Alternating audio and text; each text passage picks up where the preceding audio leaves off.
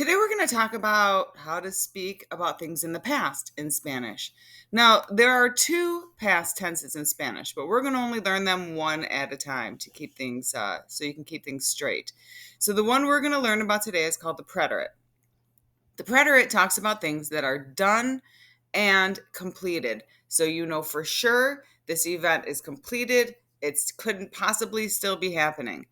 The other past tense talks about things that like somebody used to do. So it is possible that they might still be doing it, or we don't know exactly when the event started or when it ended. That's going to be the other one that we'll learn about later. The easier one, the one that we're learning about now, is really like cut and dry, black and white. Like thing is done, it's over, it happened, it's complete. All right. And so I'll show you some examples of sentences. Now you can find all the verb forms that I'm about to talk about. You can find them on your charts. So this is a link to get to your charts.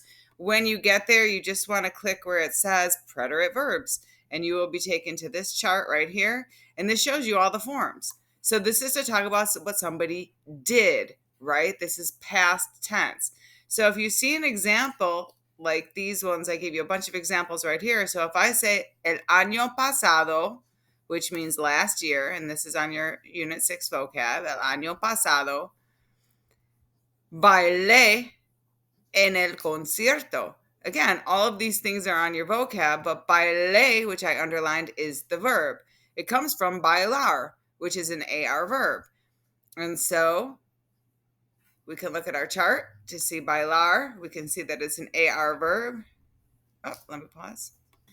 So here's bailar, which means to dance, right? And we can remember this from when we were talking about present tense verbs, right? We have bailar over here, but on this side it's present tense, like I dance, you dance, he dances, we dance.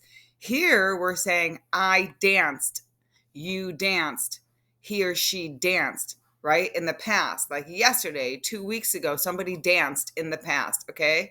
So here are the notes again too, if you ever need those. All right, so here are all the forms, but you may not find every single verb you're looking for on these charts. That's why it's really important to note these endings. And I'm going to click back to the notes over here. Okay, so again, just what the sentences will look like. Anoche, and you can look at your vocab to see that that means last night. Anoche hiciste. So we look, oh my gosh, moving everything around. Hiciste, so we can look for hiciste. If we're not sure, we can check to see if it's on the chart. Hiciste is right here. Okay, so you can always check by going Control F. And if I'm looking for hiciste, I can see, oh, look, it's right here on my chart. Okay, Control F is your best friend when you're using charts and documents like this. Okay, but if you don't see it, what do you do? So we'll talk about that. Okay, so yo caminé al parque. These are just all examples that you can kind of read through on your own. It just translates to show you how they translate. Okay, so these are all your keywords that you can find on your vocab. So these are all on Unit 6, which is the unit we're on right now. And so you can find all of these. There, are they at the bottom? Yep, down here in Lesson 2. Okay? So preterite endings, here they are. So this is what I'm talking about. If you have an AR verb, so let's just say lavar. Okay, let's say I want to say I washed something. So I look for lavar over here and I see it's not on this sheet. So what am I going to do, right? Mrs. Kinleck didn't put it on here. Is there a way I can figure it out myself? And the answer to that question is yes, you definitely can. So here's the chart with all the endings. So I have lavar, and I want to say I washed. So I know that I have to take off the AR ending. And then if I want to say I washed, I can see right here that lavar is an AR verb. So the new yo ending is E with an accent mark. So as soon as I put that on, that means I washed. Okay, and I'd like you to start kind of seeing how you can put the new endings on rather than relying solely on the chart to give you the answers, because the idea here is that when you're out on your own or you need to be speaking Spanish or you want to be practicing, you can figure out how to conjugate for each verb tense as you need it. Okay, but again, for now, if you want to keep looking at the chart or just use this chart right here to help you as you figure out on your own how to say what somebody did in the past. Okay, now there are some irregulars, just like pretty much everything in Spanish. So here are the most common irregulars. But there again, they're on your charts anyway. So tener, estar, ir, and hacer. So again, hacer. Where's the other all down here? I'll get them on here because they're the irregulars. But the other ones that you can figure out on your own, make sure that you use the chart. But I'll make sure your irregulars are on here just so that you don't have to struggle through that. Okay, so they're all here now. So here's a star, and then the rest were ER. So here's tener, there's ir, and there's hacer. Okay, so then that'll make it easy because for the rest of these, you can really figure out on your own, right? Just by using these. All right. The last thing to talk about is when conjugating verbs ending in car, gar, and zar. So when we say that, we mean like sacar or jugar or I don't know what you have, empezar, comenzar. You might have a couple of those, okay? But when the original word, and you can see in this chart, sacar, pagar, empezar. When you put these in the preterite, they're going to change in spelling, only in the yo form.